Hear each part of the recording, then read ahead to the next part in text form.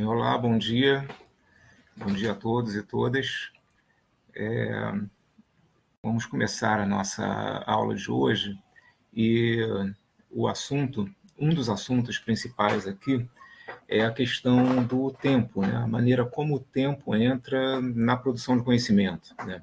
E eu vou abordar um filósofo, o Bergson, um filósofo francês do começo do século XX, que ele fala dessa dimensão do tempo na relação com o conhecimento e tem algo específico com relação ao corpo, né, que eu vou tratar mais adiante, que coloca a gente para pensar essa dimensão do tempo, né?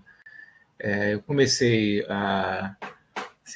antes de começar a gravação, enquanto as pessoas estavam chegando, botei aquela música do Caetano, né, da oração ao tempo, né? E assim, nós podemos pensar, né, antes de entrar na aula propriamente, antes de entrar no assunto do Bergson, né, em diferentes temporalidades, né, que são concomitantes, né, que são paralelas, que nós temos, nós entramos em contato com diferentes temporalidades ao mesmo tempo. E a gente pode pegar desde o começo dos tempos, né, desde o início dos tempos, por um pensar e a evolução da espécie, nós temos uma memória corporal, né, de um tempo onde éramos nômades e precisávamos acumular gorduras, né? Podemos pensar o tempo, né, desde o Big Bang, né, pegando aquela metáfora do Carl Sagan, né, entre o Big Bang e o contemporâneo, dividindo isso em termos de um ano, né? O humano, o Homo sapiens, só aparece aos 23, né, no dia 23 de dezembro, né? Ele vai aparecer lá na frente, né, já no finalzinho, né, nessa escala. Então, nós temos o tempo da ilosfera, né, o tempo ali né, de uma matéria bruta, até chegar ao tempo da biosfera, até chegar ao tempo da antroposfera e até chegar ao tempo da noosfera, né, esfera do conhecimento, e agora nós entramos na infosfera, né? Ou seja, são diferentes tempos no planeta, e hoje você tem uma infosfera conectada à antroposfera, à infosfera, que está mudando, né, a ilosfera, que está causando uma transformação no planeta. Você tem o que era um tempo linear, né? Agora você tem um atravessamento de diferentes tempos aí acontecendo simultaneamente. E são muitos tempos diferentes. Podemos pensar o tempo da política, o tempo da democracia, o tempo do amadurecimento da pessoa, o tempo da infância, da adolescência, o tempo de se tornar idoso, né? Do idoso, o tempo de ter experiência ou não, né? Tem aquela frase clássica do Shakespeare, né? Do coitado do rei Lear, né? Ficou velho antes de ficar sábio, né? Então, o ficar velho não significa ficar sábio, né? São tempos diferentes, né? E para alguns, né, nem vai dar tempo, né? Não vai ficar sábio mesmo envelhecendo. Então, tem aqui, né, na sala, tem os meus orientandos, lembrando para eles que tem o tempo da qualificação, o tempo da defesa, o tempo né, do mestrado, do doutorado, o tempo da CAPES, né? O tempo da CAPES do programa de pós-graduação é diferente do tempo da inspiração do aluno para escrever a tese ou dissertação. São tempos diferentes, são lógicas diferentes, né? E pensando aqui no tempo o tempo das redes sociais, né? O tempo de hoje de você colecionar alguma coisa, né? O Thiago falou agora né, do tempo do LP, do cassete, né? Tinha um jornalista no Jornal do Brasil, o Fritz Utzeri, que ele viajava o mundo inteiro e ele gostava muito de uma música, que é Por Volta da Meia-Noite, uma música, é um jazz, né, do Thelonious Monk, e ele, sempre que ele achava um disco diferente com aquela música gravada por uma outra versão, com outro músico, com uma outra versão qualquer, ele comprava. Ele tinha uma coleção em casa, né, de LPs que ele comprava nas viagens, né, em função disso, né, em função dessa música, ele gostava muito.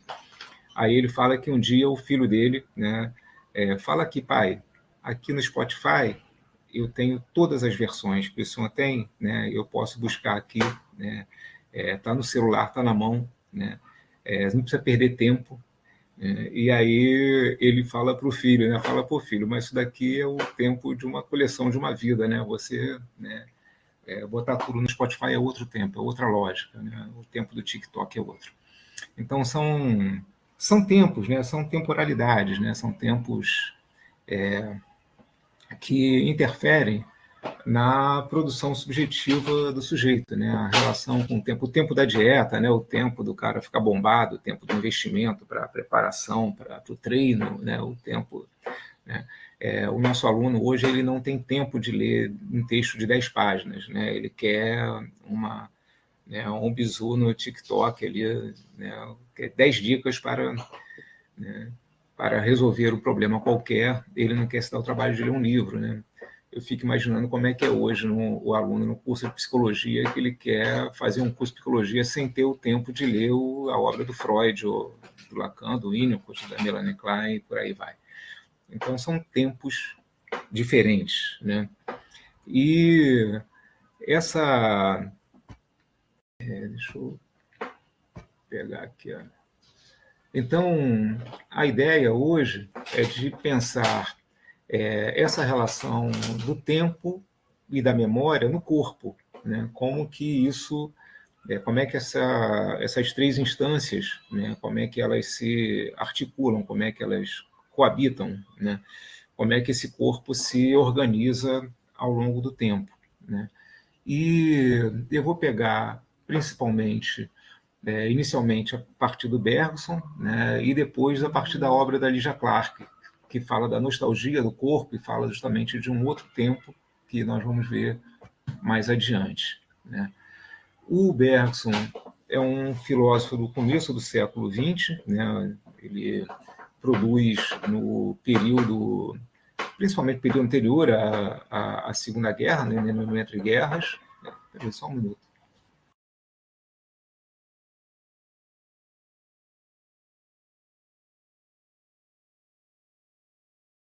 E ele tem um livro clássico, que é esse A Evolução Criadora, que ele fala justamente dessa dimensão do que ele vai chamar de duração, né, que é um conceito importante na obra dele, né, que ele fala de um tempo aonde essa evolução ela não necessariamente evolui para um estágio positivo.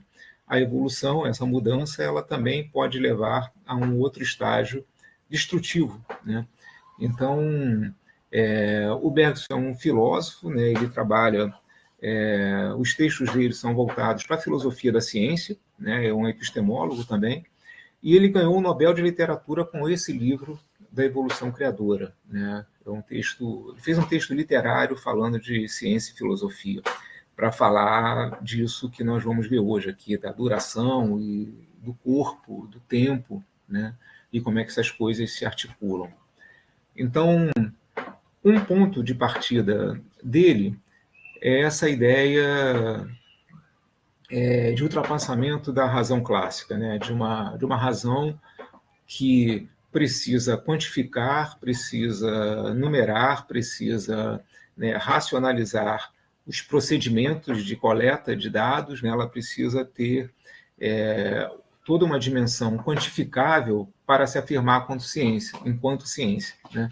E o que o Bergson propõe é que essa quantificação, né, essa contabilização, né, ela não dá conta da existência, ela não dá conta do ser, ela não dá conta do corpo, né? Você tem dados quantificáveis, clínicos, né, biológico, pode ser quantificável, mas tem uma outra série de dados que fazem parte da natureza humana também, e principalmente do humano, né, do ser humano, da essência do humano, da vida do humano, que não cabem nessas quantificações, que não cabem nessa mensuração. Então, o tempo do sujeito é o outro, o tempo do amadurecimento, o tempo do adoecimento, o tempo da cura, o tempo do tratamento, o tempo do sujeito é diferente do tempo do corpo biológico, né? O tempo existencial, né? Então, ele fala que a razão clássica não dá conta, né, do que há de essencial nos seres, né, na vida, né? E ele parte de uma ideia, de uma crítica, né, ao modelo platônico, né, esse modelo abstrato, que matematiza tudo, né, que transforma a verdade, retira a verdade do corpo, da matéria, do mundo sensorial, né, e coloca a suposta verdade, né, numa noção abstrata, né, próximo da matemática. A matemática seria uma fonte, né, um lugar onde essa verdade poderia ser aferida, né, porque ela é eterna, ela é perene. Ali você tem, né, 1 mais 1 é 2, e continua sendo 2 em qualquer contexto, né? Só que nas relações humanas, quando se junta 1 mais 1, dá muito mais que 2, né? Às vezes dá 3, às vezes dá até mais, né? Às vezes fica só 1, né? Tem de tudo. Então, né, essa percepção do mundo a partir dessa lógica matemática abstrata, ela não dá conta da realidade dos seres. Né, ela desqualifica a matéria, o sensório, o corpo, né? E, né, já falei aqui do dualismo psicofísico do Platão, né, dessa valorização da mente, da ideia, do pensamento, e em detrimento do corpo. Então, o que o Bergson começa a falar é que o corpo não, ele, assim, perceber o corpo, perceber o sujeito, vai além desse ultrapassamento, vai além disso, né? O Aristóteles, por sua vez, já parte de um conjunto de conhecimentos produzidos a partir da experiência, a partir da vivência, a partir, né, de uma certa prática do sujeito, de uma ação, de uma função, de um destino, né? Então já é uma outra lógica que conectada com o real, né? Uma outra lógica mais empírica, conectada com o real. A teoria viria da experiência, né? Enquanto no Platão a teoria viria da abstração matemática, né?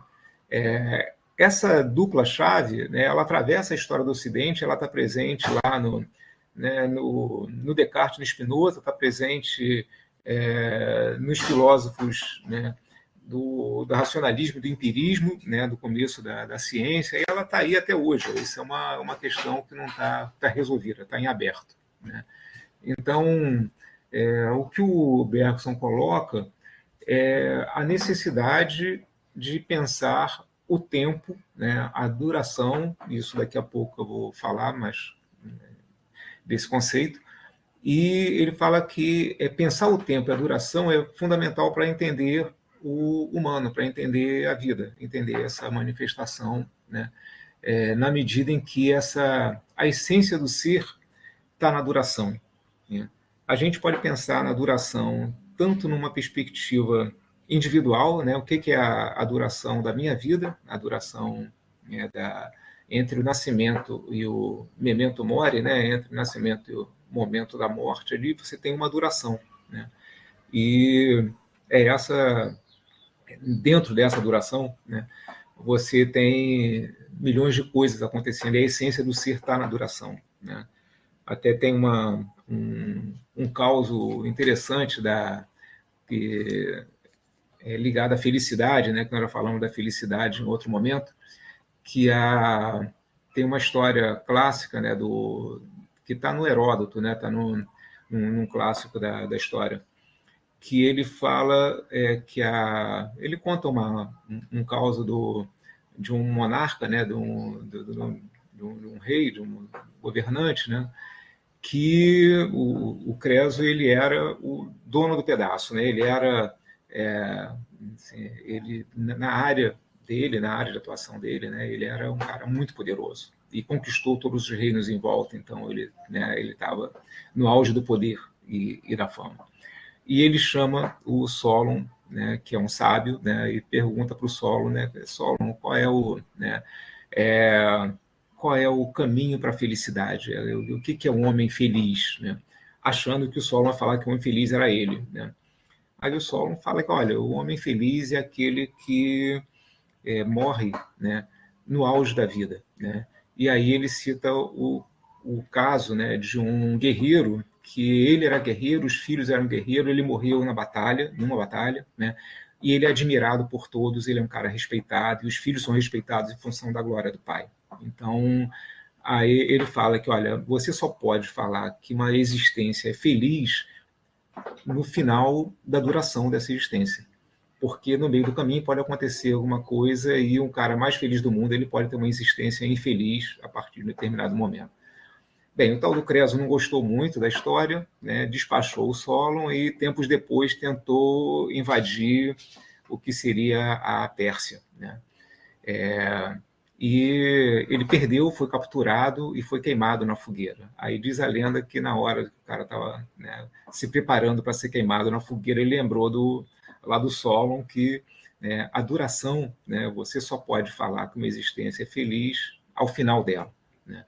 Então, assim, usei isso como exemplo para falar dessa duração, que pode ser a duração de uma vida, pode ser a duração, lá, podemos pegar a duração da democracia no Brasil, né? Ela começou, né, foi abortada, né? A gente pode pegar, né, na conta lá de Juscelino Jango, começou, foi interrompida, depois veio a nova república, né? Teve um outro momento de democracia, quase teve uma interrupção, agora temos de novo, né, agora com a eleição possível eleição do Trump e extrema-direita pelo mundo afora, não há uma garantia de que a democracia é durável eternamente. Então, o tempo da democracia é o tempo da dinâmica política. Então, são tempos diferentes, né? E o tempo da espécie também, né? Se o planeta, né, se a exploração do planeta continua acelerada do jeito que está, é possível que os nossos tataranetos, né, tenham problemas, né? Então, essa ideia do Bergson, né, ele fala da duração do eu, né, nesse escorrer do tempo, né? Você tem um fluxo de existência que que gera uma totalidade que é uma sucessão, uma sequência de instantes, né? E esse eu, ele é uma mudança incessante, né?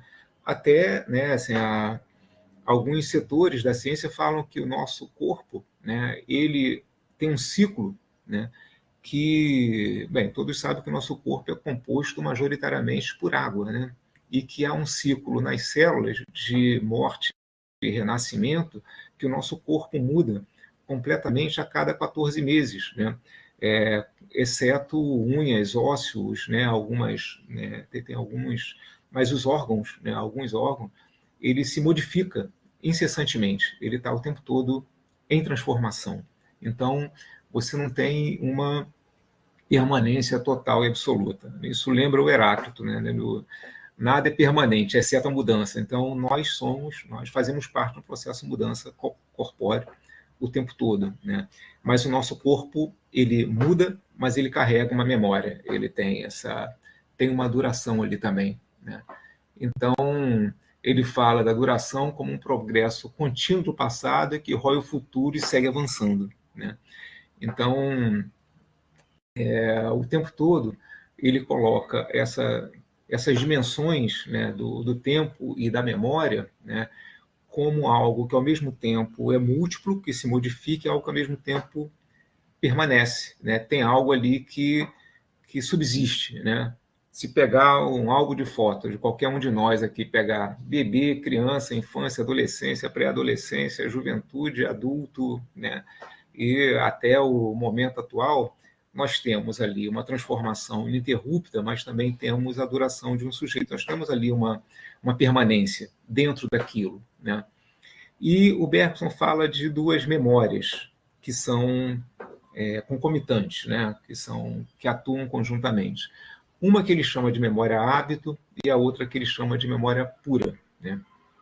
A memória hábito seria uma memória mais mecânica, né? Aquela memória né, eu sei que eu tenho que dar aula, né, quarta-feira, 9 da manhã, eu sei aonde está a chave do carro, eu sei onde estacionei o carro, sei meu endereço, sei o meu CEP, sei o meu CPF, sei, né, onde é que deixei a chave de casa, sei onde é que né? Você sabe as coisas do cotidiano, você tem uma memória mecânica que opera no cotidiano. Mas ele fala de uma memória pura, né? Que é uma outra memória inconsciente, que é uma memória que armazena dados, né? Inclusive dados de um momento do nosso corpo que o nosso corpo não participava ainda de uma linguagem verbal, né? Nós temos outras linguagens, temos, né, memórias afetivas, memórias corpóreas, temos memórias da infância, memória da adolescência, memória da existência, né, que compõem isso que eles chamam de uma memória pura, né? E aí tem um exemplo muito bom para dar conta disso, que é aquela, a gente pode pensar na Madeleine do Proust, né, que naquele, né, no texto do Em Busca do Tempo Perdido, né, ele fala de uma memória que ele, passando pela rua em Cambrai, ele, né, na cidade lá onde ele passou um tempo da juventude, ele sente o aroma né, de uma Madeleine, né, de uma guloseima, né, e ele, aquele aroma, aquele cheiro, aquela memória física, né, o coloca em contato com uma série de lembranças da infância em Cambrai, da casa que ele morava, de uma série de lugares que ele viveu, pessoas que ele convivia. Então, você tem ali um conjunto de memórias, né, que são guardadas, arquivadas, que estão no corpo, né, são memórias que o Bergson vai colocar como isso é uma memória do corpo, uma memória física, né, uma memória, né, que está lá, né. Ele não faz separação entre corpo e mente, mas é uma memória que assim, o corpo pensa e o corpo tem uma memória, né. E nós podemos pensar, né, se qualquer um de nós, né, um belo dia lá está caminhando e passa né, por uma rua qualquer da vida, ou passa por uma rua onde você já morou na infância, e você vai sentir né, a lembrança, né, do bolo de fubá que a sua tia fazia, né, você vai sentir o cheiro da casa da sua mãe, você vai lembrar do quintal, você vai lembrar da escola que você estudou, você vai lembrar de detalhes de pessoas, né, que se você não tivesse pego aquele atalho e passasse pelaquela rua, você jamais lembraria. Tem memórias que ficam guardadas, armazenadas, como aqueles arquivos perdidos no Word, né? Você fica com a memória, ela que tem milhões de informações, tem milhões de memórias armazenadas no nosso corpo, que eventualmente são acessadas por um dado dos sentidos, por um dado sensório, corpóreo. Pode ser por uma imagem, pode ser pelo paladar, pode ser pelo olfato, pode ser pela audição, mas são memórias que estão armazenadas no corpo, né? Quem está falando aqui um pouco antes da aula, né? Uma música, às vezes, te remete a um tempo, remete a pessoas, remete a um momento da tua vida, aonde o Juan colocou aqui o café do néctar, né? Isso também é uma memória, né? Nossas aulas lá, que sempre tem um cafezinho nas aulas, né? Café, bolinho e guloseimas, né? Isso é uma memória que daqui a alguns anos, né, o Juan vai, quando eu fazia doutorado, sempre rolava um cafezinho e tal, né, tem de tudo, né? Então, são memórias que ficam, né, no corpo, né? Essa é a questão central para o Bergson, né? Que essa memória não é algo meramente abstrato, ele é uma memória física, né? E ele fala da produção do conhecimento científico sobre o corpo, né? Que esse conhecimento não leva em conta essas memórias afetivas, né?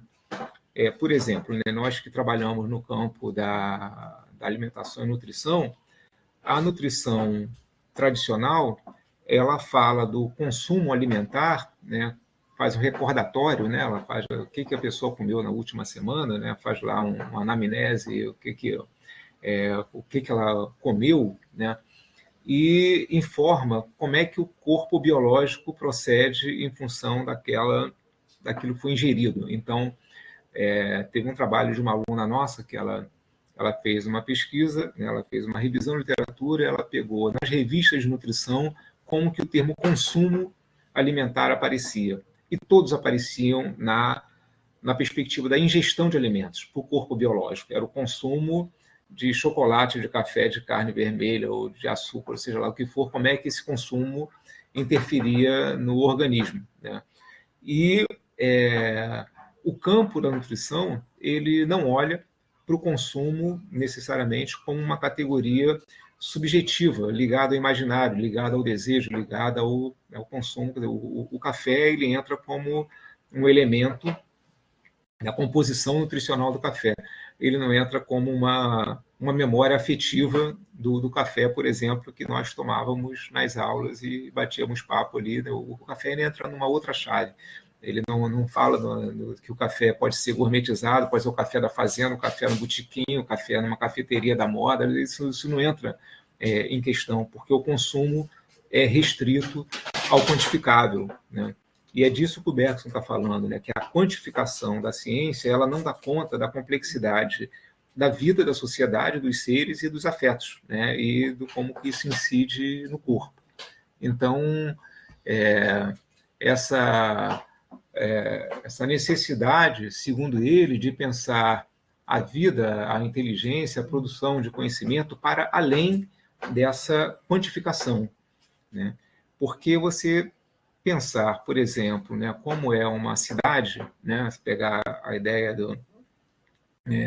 lá do Becker, né, do mapa de uma cidade, uma coisa é você pegar uma foto da Rio Branco com o presidente Vargas, no centro do Rio, uma foto da Paulista, né, com a Consolação, ou né, do Largo da Ordem, em Curitiba, ou da Praça da Liberdade, em Belo Horizonte. Você pega, né, uma coisa é você pegar uma foto do lugar e ver quantas pessoas transitam por ali, né, qual o fluxo dos veículos, a ciência, ela tem condições de quantificar uma série de coisas que são importantes, né, mas ela não dá conta de pensar a vibração, a pulsação do lugar, como é que é o tipo de pessoa, como é que são os valores, como é que são os jogos, né, de poder, de aparência que circulam por ali, né, como é que são, como é que a comensalidade acontece ali de diferentes formas. Então, assim, a ciência, ela é muito boa para dar conta de quantificar algumas coisas, mas ela não dá conta de pensar, né, alguns elementos subjetivos, qualitativos, né, da ordem da cultura, do desejo, do afeto. Isso ela não consegue se aproximar, né? E quem vai dar conta disso são as ciências humanas e as artes, né?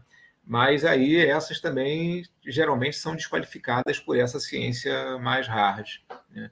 E o Bergson também fala de uma intuição, né, de uma percepção que é desvalorizada normalmente no pensamento científico, né, a razão. Só um minuto.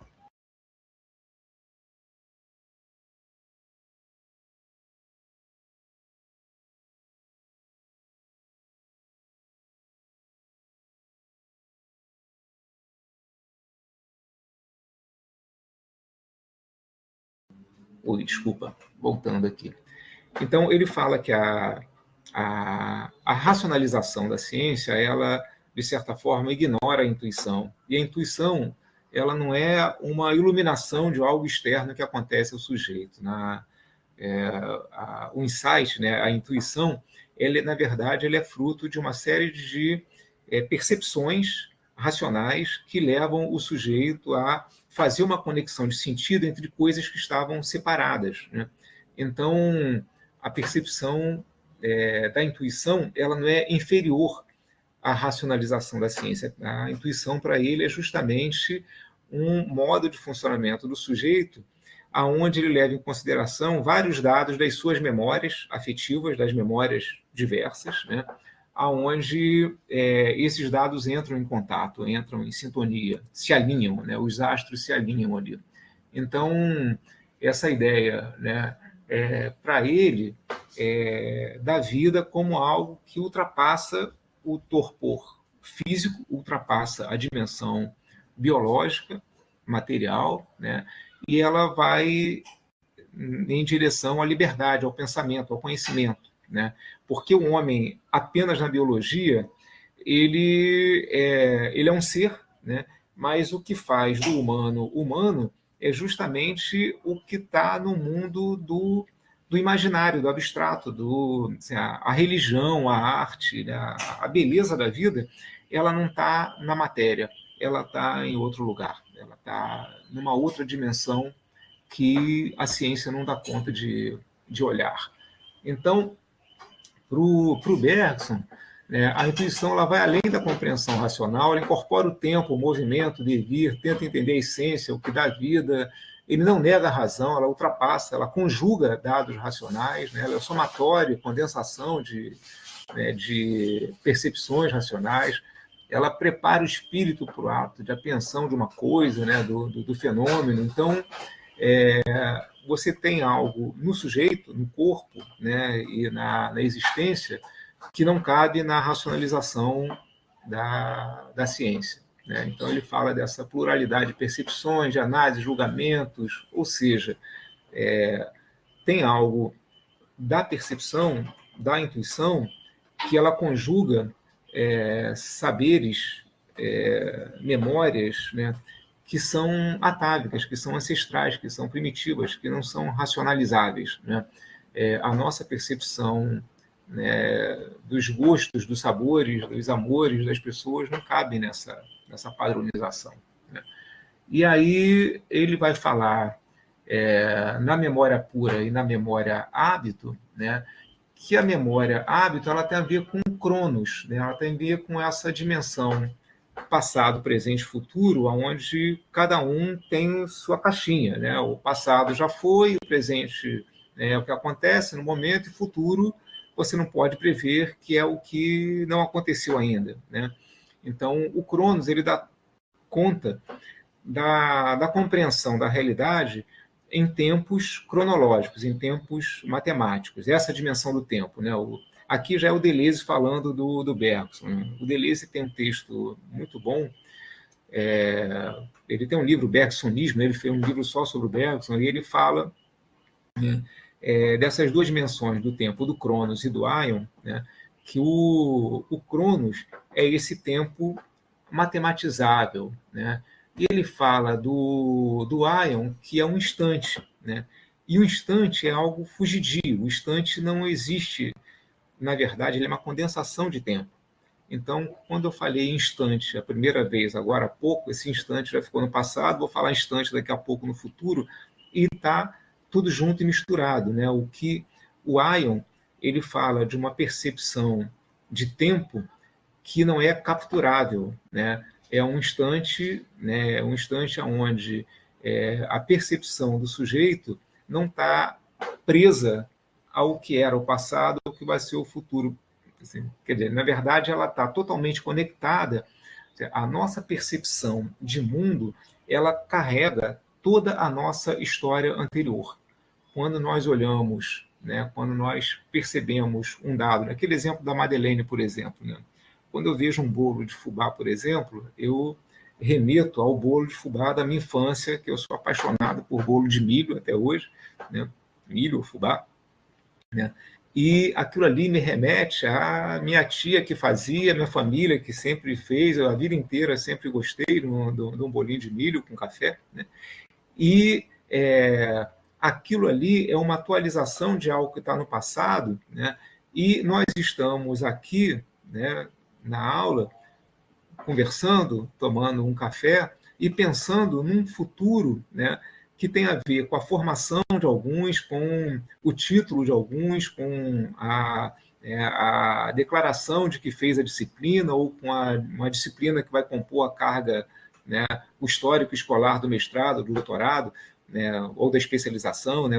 Nós estamos, ao mesmo tempo, nós carregamos o passado e nós estamos grávidos de futuro. Nós tomamos as nossas ações no presente, né, o tempo todo pensando no futuro, e a decisão que você está aqui hoje, nesse momento, tem a ver com o teu passado, com as escolhas que você fez lá atrás, por que você resolveu fazer a formação que você fez, escolher os assuntos que você escolheu e chegar nesse curso, e o que para onde esse curso pode te levar, o que ele pode trazer para você ou não lá na frente. Né? Você está aqui pensando em algo que concilia passado e presente e futuro. Então, não há essa dimensão radical, né, entre passado, presente e futuro. Pelo contrário, né, tudo condensado nessa perspectiva. Né? Então, enquanto o Cronos ele é o tempo mecânico, o lugar da objetividade, da medida, da razão clássica, da superfície, o A é o tempo da profundidade, do inconsciente desejante, das escolhas, né? As nossas escolhas, se pensarmos nas nossas escolhas amorosas, hoje, ela tem a ver com todas as nossas memórias afetivas do passado e com o que a gente projeta de futuro para a nossa duração, para a nossa existência, o que nós queremos da vida, afinal, né? Então, assim, é tudo junto, você não desvincula uma coisa da outra. Ela não é uma opção mecânica, objetiva e racional, pura e simplesmente, né? Embora para algumas pessoas até pareça, né? Parece que é, mas não é não. Na verdade, aquilo ali tem um inconsciente trabalhando ali atrás, empurrando o sujeito para aquele lugar. E essa ideia da duração, né, é essa existência, esse momento contraído, né, esse momento, né, onde a duração acontece, a duração seja, né, da vida, da espécie, né, da cultura, da democracia, a duração, né, você tem uma duração onde pensar a duração significa pensar sobre os processos, sobre os fluxos, sobre os acontecimentos, sobre as maneiras como as coisas procedem, acontecem e como é que nós lidamos com ela, né? Não é um ato mecânico, pura e simplesmente, né?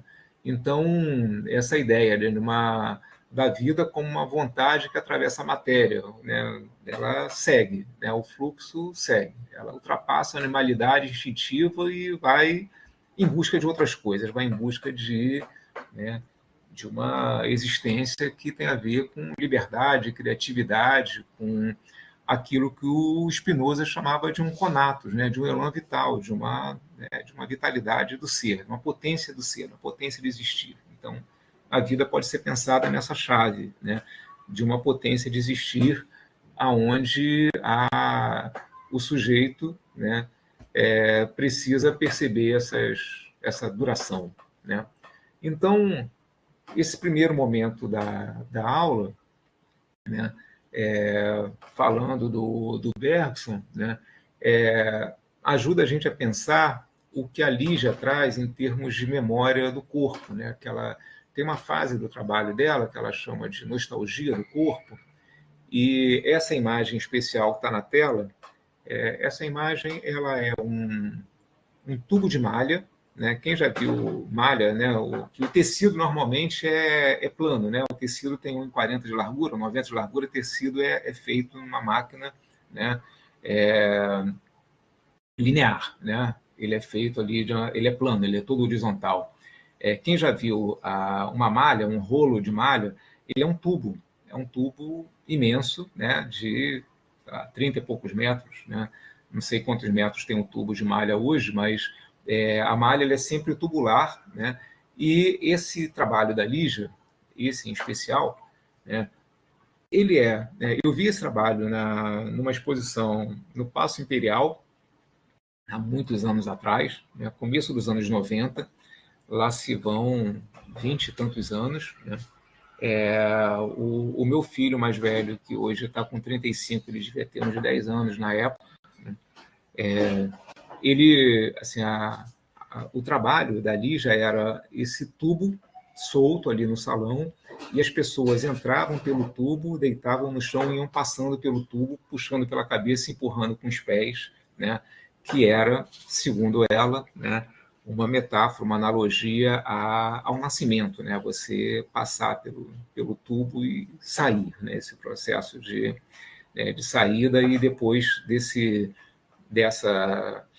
dessa instalação, né, dessa obra, tinha uma outra obra que se chamava de Útero, que era também um lugar onde que remetia ao útero e você saía para a vida, né? E o meu filho foi lá e fez esse negócio, e eu fiquei agoniado, eu não entrei nisso nem a pau. Ele entrou e quando ele botou a cabeça para fora, eu já estava agoniado, ele botou a cabeça para fora, a primeira coisa que ele falou, posso ir de novo? Né? Para ele foi uma experiência maravilhosa, para mim seria, né, assustadora, né? Claustrofobia total, mas é isso, né? Assim, você tem a Lígia, ela cria obras, né? Ressignifica objetos e faz com que esses objetos te remetam a memórias corporais. Essa nostalgia do corpo tem a ver com isso que o Bergson estava falando ali atrás, né? Mas a Lígia, a trajetória dela, ela começa junto ao movimento neoconcreto, né? Ela começa na pintura, e com uma pintura totalmente geometrizada, que era uma tradição nos anos 50 no Brasil, né, o abstracionismo geométrico aqui, ele teve uma influência muito forte, né, num primeiro momento. E a Lígia, eu vou passar rapidamente algumas obras dela, só para vocês terem uma noção de como que a obra vai evoluindo, né? E no meio do caminho tem algumas obras do Hélio Oiticica, né, que também fazem o mesmo movimento, né? Eu vou passando aqui e vou comentando, né? Na verdade, a Lígia ela trabalha com geometria, mas a geometria dela nunca é estática, ela sempre tem uma espécie de dinamismo. Mesmo sendo algo bidimensional, isso é uma pintura, isso está em 2 planos, né? Mas tem sempre algo que remete a um volume, que remete a uma outra dimensão, a uma terceira dimensão, que remete ao espaço, né? Então, quando ela chega, né, nessa geometria, quando ela sai daqui, né, de um movimento totalmente de uma geometria simples, bidimensional, até chegar nos bichos, que já são uma geometria tridimensional e aonde o sujeito mexe e o sujeito, o espectador, ao mexer na obra, é ele que faz a obra acontecer, né? A obra é inerte, então é o movimento nessas dobradiças, qualquer um que chega, pega o bicho, transforma ele é totalmente maleável e ele se presta a inúmeras possibilidades de construção formal. Então, a ideia do bicho para a Lígia é aquela geometria solta no espaço, né? É como se aquilo que era bidimensional, que ficava na parede, fosse para o mundo, né? Isso aqui é um bicho clássico da Lígia, né? E todo mundo que já teve oportunidade de ver ou de manusear sabe que aqui ele assume diferentes formas, mas tem a relação direta com o espectador, né? E a relação dela com o Hélio Oiticica, eles têm, inclusive tem um livro que foi editado pela editora da UFRJ, que o título é A Mão e a Luva, que são as cartas da Lígia para o Hélio, né? Que isso é outro tempo também, tempo que as pessoas escreviam cartas, né? E aí tem esse documento, né? Esse conjunto de documentos das cartas dos dois, que eles se colocavam, né? Ambos começaram na abstração geométrica e depois cada um assumiu um caminho. O Hélio ele pegou aquela geometria e levou para o espaço. A Lígia pegou aquela ideia e levou para dentro do corpo, né? Levou para a sensorialidade, né? Então, eles falavam que eles eram a mão e a luva. Isso também é uma referência a um livro do Machado de Assis, né? Que um cuida do mundo exterior e o outro fala do mundo interior, das sensações do mundo interior, né? O Hélio também começa com os meta-esquemas, né, com uma abstração geométrica bidimensional, plana, e aos poucos ele vai saindo dessa geometria bidimensional e indo para algo, né, para uma terceira dimensão, né?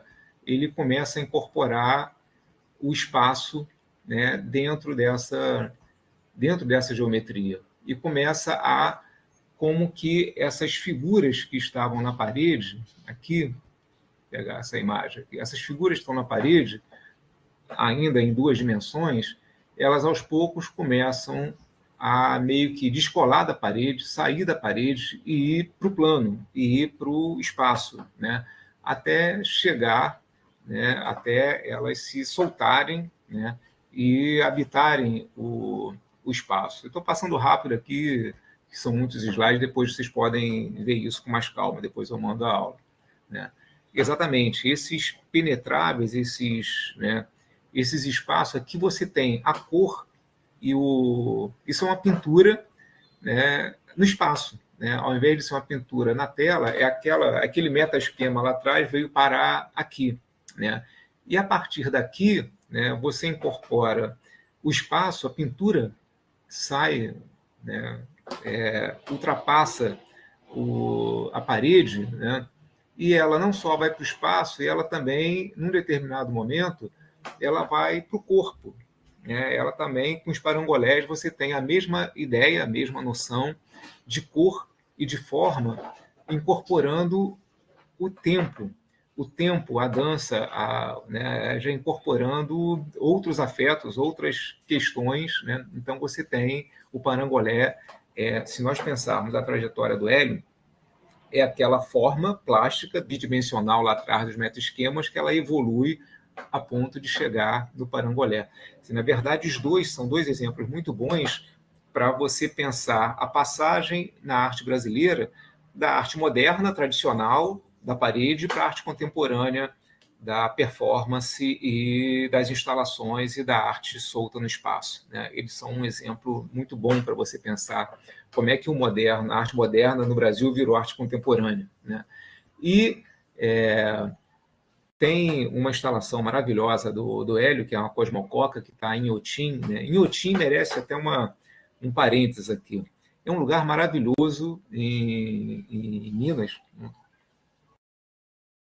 pertinho de Belo Horizonte, uns 50, 60 quilômetros de Belo Horizonte, mas é um museu a céu aberto, são obras de arte, é um museu totalmente, é um espaço gigantesco, cheio de obras de arte, de prédios, instalações e lugares. É um museu mais importante de arte contemporânea no Brasil, indiscutivelmente. É um dos museus mais importantes de arte contemporânea no mundo, né? E, por acaso, está no Brasil, do lado de BH.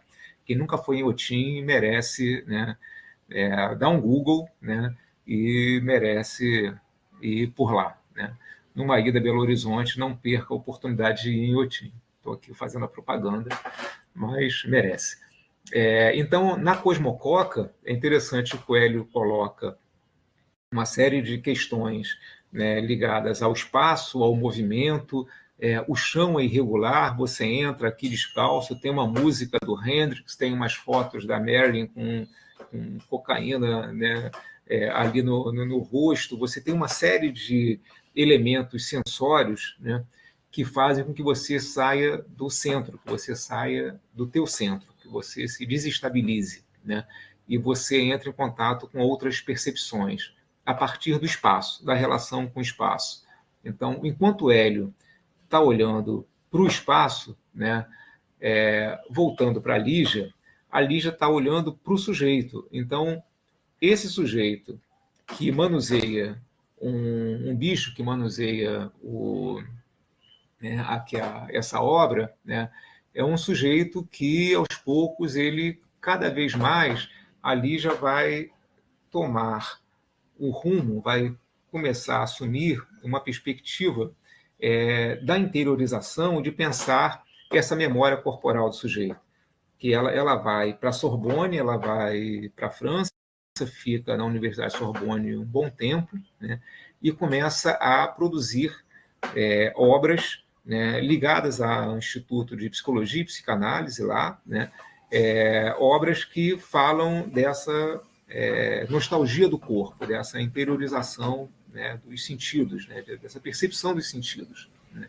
E nessa trajetória, é interessante que a Lígia apanha dos dois lados, né? Que para os psicanalistas ela não é psicanalista, ela é uma artista, né? A galera mete o pau. Para os artistas, por sua vez, falam que ela fala, que ela faz naquela época, aquilo não é arte, aquilo é psicanálise, aquilo é outra coisa, né? Então, eu no mestrado estudei a Lígia e eu peguei o título lá da dissertação era a solidão da fronteira, que ela apanha dos dois lados, mas ela vai vai fundo nessa investigação sobre o corpo, sobre as memórias, sobre as sensações e sensibilidades do corpo, né?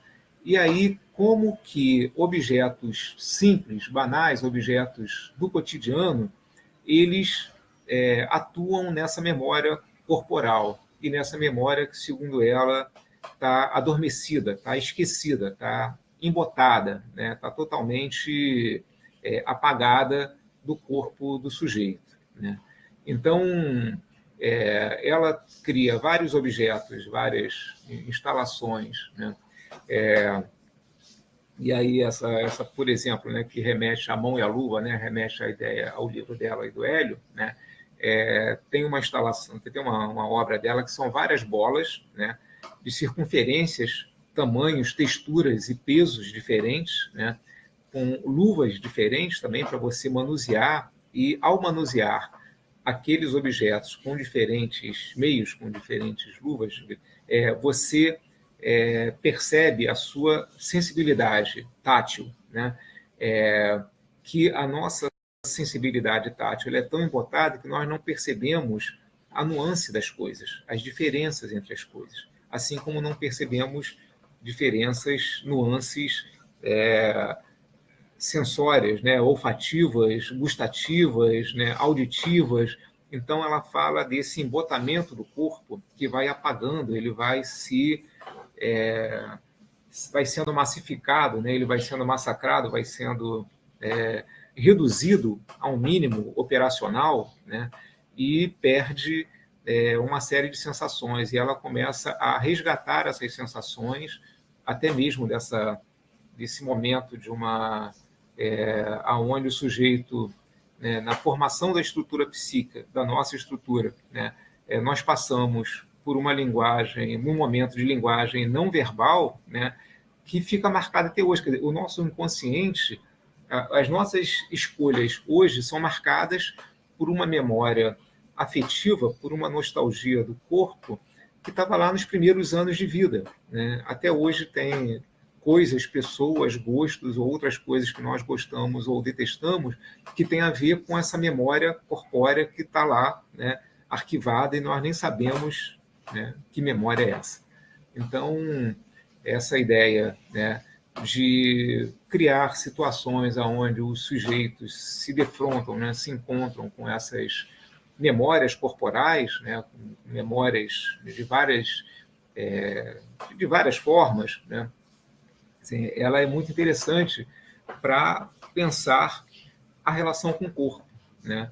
Essa obra em especial, a Baba Antropofágica, né? Essa aqui são uma série de fios que as pessoas passam pela boca, pela saliva e vão recobrindo o corpo e acordando milhões de sensações, para o bem e para o mal, né, no sujeito que está ali sendo, né, cobaia no momento, né, que está sendo ali o objeto da performance. Então, vocês imaginem as sensações corporais, né, as sensações imaginárias, como que o inconsciente age diante desses estímulos físicos, né, a partir de objetos banais, né? Então, a Lígia, né, é reconhecida no Brasil e fora do Brasil como uma das maiores artistas que nós já tivemos, né? Era uma figura muito importante na arte, né? E eu peguei aqui, só para finalizar a aula, né, uma carta que ela escreve para o filho, né? Aí eu vou ler aqui, só para a gente finalizar, que ela fala: meu filho, você é um ser, existe na medida no mundo, é pouco. O mundo é a constatação da realidade exterior que te cerca, é a tua medida inicial, é o teu começo, mas não o teu fim. É o chão da tua expressividade, pois você é um ser vertical, e para cima do chão há o invisível. Você pode olhar os seus pés, mas não a sua própria imagem. Esta você a percebe. Na verticalidade está a medida da sua procura. Quando você aceitar a simples constatação da vida, aí sim será o seu começo. O primeiro sentimento será de perda, pois tudo que cai na constatação é vivido como ganho. Tudo adquirido como perda até a integração absoluta do o percebido no seu interior. É a própria dinâmica da vida, perde e ganha. Quando você se sentir no mais absoluto desespero, você está sendo salvo. Solte e aceite a tua intuição, que te levará a uma aparente solução, solução esta sempre provisória. Aceite o provisório, pois jamais o processo pode parar. A vida pode vir a ser uma realidade extraordinária, desde que você esteja voltado para a sua procura interior. Não há realidade independente do interior de si. Desconfie das coisas claras. A pureza é descoberta dentro da maior conturbação de uma crise. É o ponto luminoso dentro da maior escuridão. O teu corpo, meu filho, é o veículo da tua vivência. Não o impeça de florir por nada. Cuide dele como você cuida do teu carro. Toda a tua riqueza interior vai suá-lo, sujá-lo e até sangrá-lo. Quando ele estiver gasto externamente, você mesmo estará mais inteiriço e completo interiormente. você o despirar um dia como a crisálida deixa o casulo. E aí de você, se nesse momento você ainda é o início não elaborado, pois aí você vai saber que esteve permanentemente morto em vida. Né? Eu achei isso interessante, e retomando aqui o começo da aula, né? A primeira fala que eu fiz do Bergson, porque a ideia de que a ciência, né, a clínica, a epidemiologia, ou, né, no nosso caso, trabalhamos na ciência junto à ciência da nutrição, ela não dá conta de entender uma série de questões ligadas ao sujeito, às paixões, afetos, né, à sensorialidade ou à comensalidade que atravessam o sujeito. Né? Então, a razão clássica ela não dá conta de explicar, né, uma série de valores, de questões imaginárias, questões inconscientes. Ela não, né, o inconsciente não é quantificável, né, não é mensurável, e é ele que controla, né, é ele que nos controla. Então, para conhecer o corpo, é preciso também ultrapassar esse conhecimento da representação clássica e romper com esse modelo de representação científico, né, quantificável, e perceber as coisas numa outra chave, perceber a essência das coisas em si mesmo, e não a partir de uma representação, ideia abstrata, pré-concebida de algo. Né? Então, é isso. Eu acho que o Bergson ajuda a entender a Lígia, né? O Hélio também ajuda a entender a Lígia, mas eu acho que a nossa conversa hoje pode girar em torno disso, né? Do limite da representação científica, né? Não desqualificando a ciência, porque, né, precisamos da penicilina, precisamos da novalgina, precisamos da aspirina, da dipirona, né? Não estou desqualificando aqui a ciência, só estou lembrando que a ciência não explica tudo e ela não dá conta de explicar o que é do humano, né? Algumas questões que são da essência do humano. E aí nós precisamos de outros autores, né? De outros saberes, de outros. E aí, para isso, né, a arte e a filosofia são maravilhosas para ajudar a gente a entender até a nutrição. Né? Quem diria, né? Um artista e um filósofo ajudando a pensar a nutrição. Chega a ser irônico. Né? Vou fechar por aqui.